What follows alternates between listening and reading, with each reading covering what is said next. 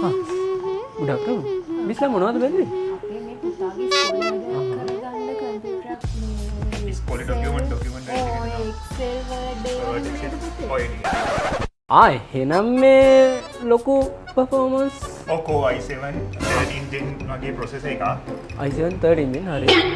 RAM එක 32 වගේ ඇති වෙයි. graphics card එක RTX 4060 super වගේ එකක්.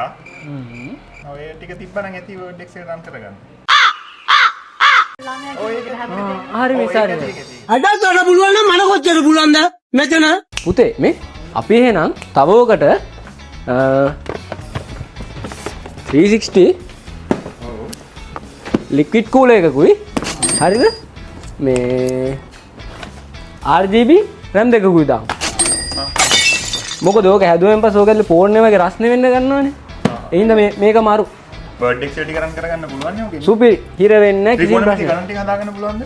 ඒකත් සුපිරියටම කරගන්න පුළුවන් බය වෙන්න එපා. පත්තු වෙන ඒවා මොකටද? ඒ හදිසි හරි කරන්ට් එක ගියොත් මිස් මේ ඒක එළිය තියෙනවනේ. ඒකෙන් ඒතර වැඩක් කරගන්න පුළුවන්. එහෙනම් මේ ටික දෙන්නු. හරි. එහෙනම් බිල් එක හදමු. Pentium City. Warranty you trust. Security you need.